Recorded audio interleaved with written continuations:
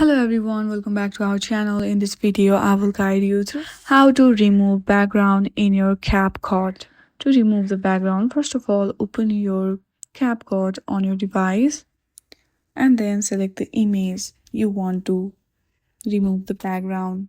There you will see an edit option. Hit on that and then select manual select. Now, hit on the outcut and precisely select the video from which you want to remove the background. Once you select that, you will see an option of erase as well to adjust properly. Now, select the background option and choose whichever background you want.